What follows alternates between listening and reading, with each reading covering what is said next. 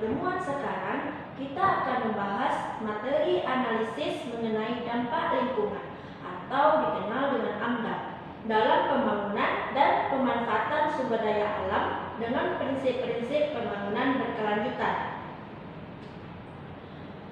Menurut Undang-Undang RI Nomor 32 Tahun 2009 tentang perlindungan dan pengelolaan lingkungan hidup, salah satu instrumen pencegahan pencemaran dan atau kerusakan lingkungan hidup adalah analisis mengenai dampak lingkungan atau AMDAL. Jadi AMDAL adalah kajian mengenai dampak penting suatu usaha dan atau kegiatan yang direncanakan pada lingkungan hidup yang diperlukan bagi proses pengambilan keputusan tentang penyelenggaraan usaha dan kegiatan yang dapat menimbulkan perubahan terhadap rona lingkungan serta menyebabkan dampak terhadap lingkungan hidup.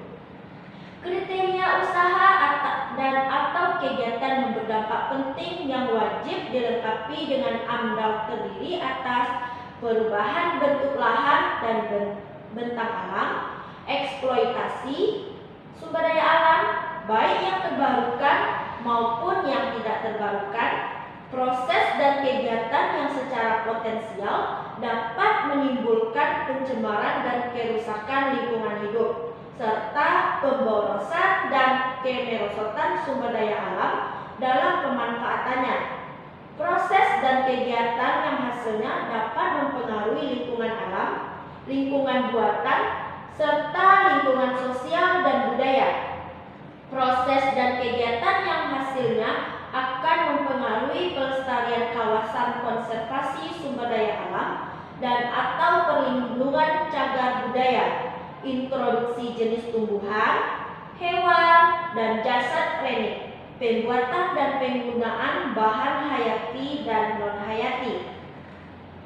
Menurut Peraturan Menteri, jenis rencana usaha dan kegiatan yang wajib memiliki AMDAL ditetapkan berdasarkan 1. Potensi dampak penting bagi setiap jenis usaha dan kegiatan tersebut yang ditetapkan berdasarkan besarnya jumlah penduduk, luas wilayah, intensitas, dan banyak komponen lingkungan hidup lain yang akan terkena dampak. Yang kedua, ketidakpastian kemampuan teknologi yang tersedia untuk menanggulangi dampak penting negatif yang akan timbul. Jenis rencana usaha atau kegiatan yang wajib memiliki analisis mengenai dampak lingkungan hidup adalah sebagai berikut. Yang pertama, bidang multisektor berisi jenis kegiatan yang bersifat lintas sektor. Yang kedua, bidang pertahanan. 3. Bidang pertanian. 4. Bidang perikanan dan kelautan. 5. Bidang kehutanan. 6. Bidang perhubungan. Dan yang terakhir, bidang teknologi satelit. Rencana usaha atau kegiatan yang dilakukan di dalam kawasan lindung atau berbatasan langsung dengan kawasan lindung juga wajib memiliki AMDAL. Kawasan lindung yang dimaksud adalah kawasan hutan lindung, bergambut, resapan air, sempadan pantai, sungai, dan kawasan sekitar danau atau waduk. Kawasan lindung adalah wilayah yang ditetapkan dengan fungsi utama melindungi kelestarian lingkungan hidup yang mencakup sumber daya alam dan sumber daya buatan. Dokumen AMDAL membuat hal-hal berikut. Yang pertama, pengkajian mengenai dampak rencana usaha dan kegiatan. Yang kedua, evaluasi kegiatan di sekitar lokasi rencana usaha dan kegiatan. Yang ketiga, saran masukan serta tanggapan masyarakat terhadap rencana usaha. Yang keempat, perakiraan terhadap besaran dampak serta sifat penting dampak yang terjadi jika rencana usaha atau kegiatan tersebut dilaksanakan serta rencana pengelolaan dan pemantauan lingkungan hidup.